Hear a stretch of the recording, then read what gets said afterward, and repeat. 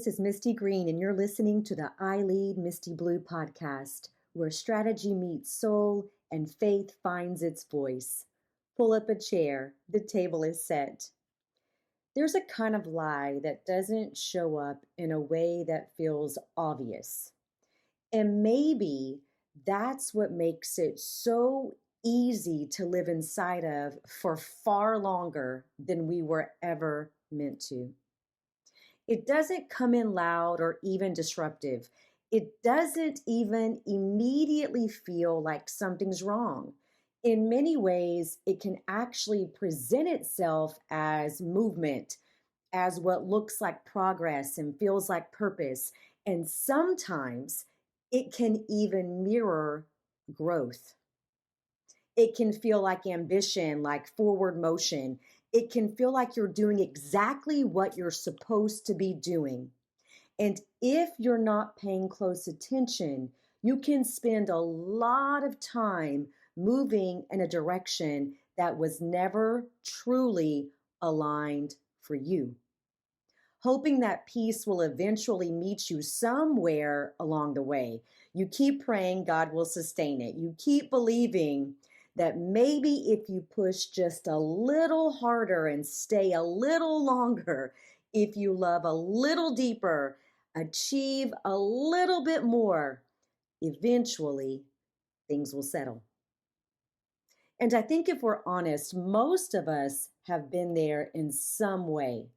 Maybe it was staying too long in a job because you were loyal, even though every single room you walked into made you feel like your strengths, though they were needed, they also needed to be softened or boxed. They had to be boxed in just to make other people feel comfortable. Maybe it was staying connected to relationships or friendships that you quietly outgrew because history made letting go feel so hard, and the uncertainty of what would come after gave you pause. Maybe it was constantly navigating tension, passive aggressive comments, inconsistency, criticism, or environments where you never fully felt safe or you never felt capable to just be, to exhale and be exactly who you are. And sometimes, if we're being really honest, it can even happen in spaces that are supposed to feel spiritually safe. Churches where gossip is really the backbone to what's happening, the backbiting that quietly lives underneath the worship music. Spaces where appearances are protected far more than people. Places where you slowly start shrinking parts of yourself just to stay accepted. Not because anyone wakes up wanting unhealthy things, and not because we're weak, and not even because we're intentionally disconnected from God, but because sometimes we adapt to environments we were only meant to survive temporarily. I'm going to say that again. There are times in life where you will adapt to an environment that you were only meant to survive temporarily. And little by little, the tension in that environment will start to feel normal, where anxiety can often become your baseline, where rest starts to feel unfamiliar, and where there becomes even a sense of guilt behind needing rest. See, your body is present, but internally it feels like you're constantly bracing for something. You're constantly waiting for the full floor to drop or for the ceiling to fall. And what makes it confusing is that from the outside, life may still look full. You're functioning, you're showing up, you're looking good, you're producing, you're even helping others. You're handling all the responsibilities, and maybe even you're succeeding in ways that other people admire, but internally something still feels unsettled. And maybe that's the part people don't talk about enough.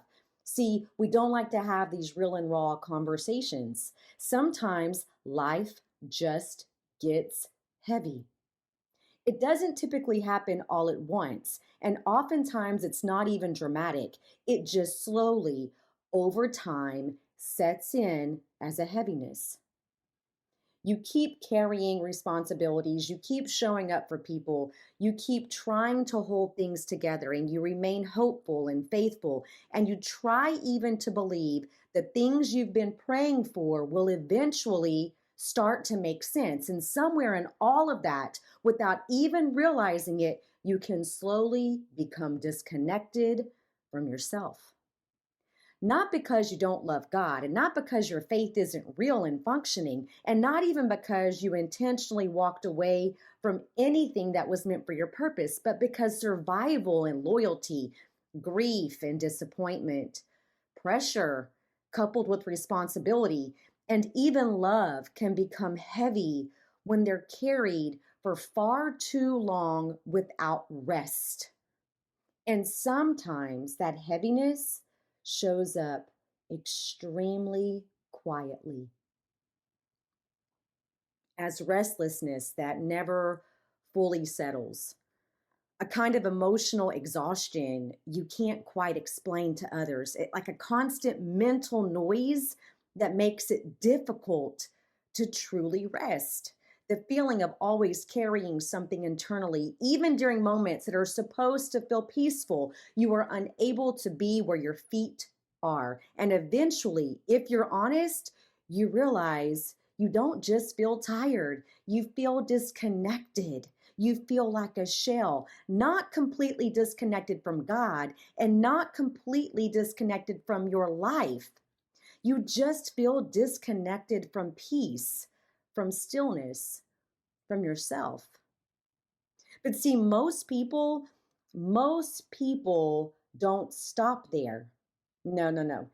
What we try to do, we try to move through it. We try to build our way out of it. We try to feel the discomfort by even moving faster. I found myself there. So the chase, what happens? It deepens. You move toward money because stability and options feel like the answer. You move toward recognition because being seen feels like it might finally affirm something within you and it might show others, see, I have made it. You move toward relationships because connection feels like it might quiet whatever still feels unsettled internally. And for a while, all those pieces, they work. There's a sense of relief in motion, in movement. There's a sense that maybe things are finally shifting, and maybe, just maybe, we're finally getting somewhere. But over time, something else becomes clear. The relief does not stay. And the temporary satisfaction was just that, temporary, and it doesn't hold. What you reached for gives you something in the moment, but it doesn't carry beyond that moment. And instead of resolving what you felt in the beginning, it often deepens it because now you've invested more of yourself into something that still hasn't brought you to the place of peace. And I think that's where the lie behind the chase really begins to reveal itself. It quietly convinces us that the next thing will finally be enough. The next level, opportunity, relationship, and even the next version of ourselves. Because that's what we're constantly trying to do, right?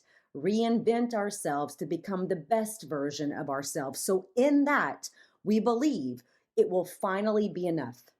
But what we're trying to satisfy isn't always external in the way that we think it is. Sometimes we're really trying to feel emotional exhaustion with achievement and loneliness with attention, confusion with constant movement because in motion, there's no time to question yourself, and silence with noise, unable to sit even for a moment in solitude with ourselves.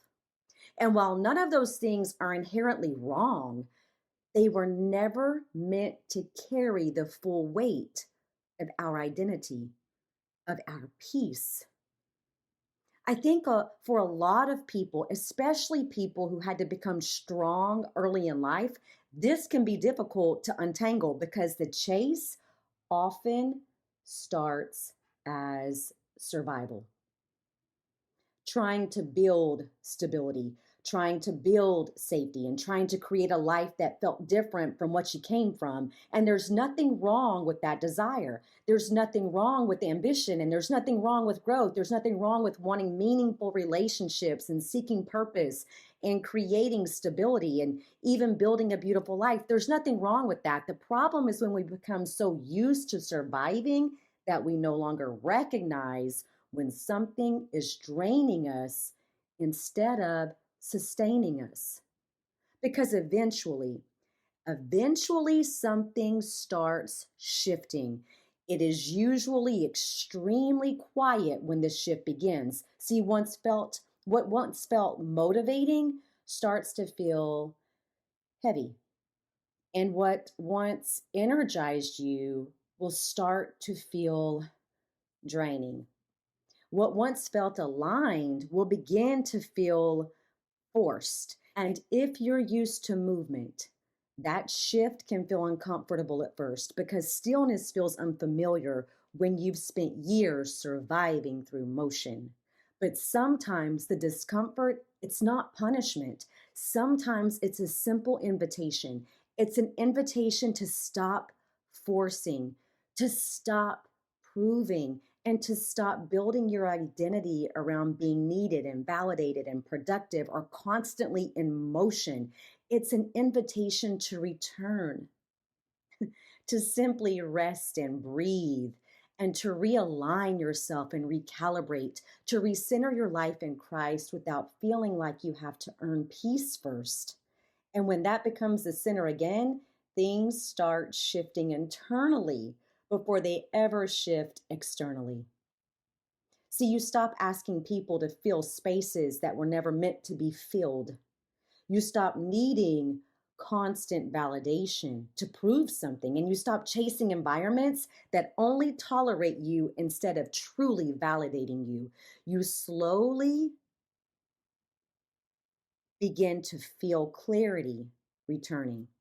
It's not dramatic and it doesn't happen overnight. Usually it's quiet. It looks like outgrowing things without bitterness, creating healthier boundaries without guilt, recognizing that peace is not found in constantly proving yourself. And sometimes it looks like allowing yourself to pause long enough to hear what your spirit has been trying to say for a very long time.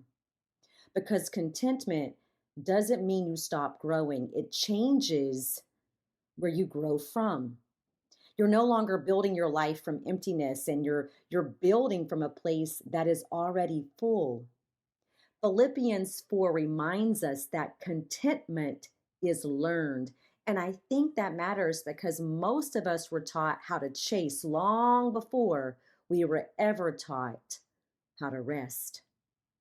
So if you find yourself in a season where something no longer feels aligned, where what once drove you now feels heavier than it should, where anxiety has become the baseline, where it's been normalized, or where your spirit has been trying to tell you something needs to shift, you don't have to rush to replace what you're leaving behind. See, there's value in sitting in the quiet long enough for clarity to return. Because maybe this season is not about finding the next thing to chase. Maybe it's about returning to yourself, returning to peace and joy, and returning to God. If this met you in a season where something has been shifting, where what once drove you no longer feels the same, or where you found yourself chasing something that still isn't settling, I invite you to go back and sit with the episodes, Keep Being That Ball, and God's Permissive Will versus His Perfect Will, where we talk about how what is meant for you will show up, how you don't have to bend or change who you are when you're truly in alignment, and how real peace and stability are found in God's perfect will rather than simply in what He may allow, but what He never truly authored for your life. If this conversation resonated, share it with someone who may need it and stay connected. You can find me on Instagram at Misti M. Green or at ileadmb.com. This is Misti Green, and you've been listening to the I Lead Misti Blue podcast, where strategy meets soul and faith finds its voice. I'll meet you back here next time.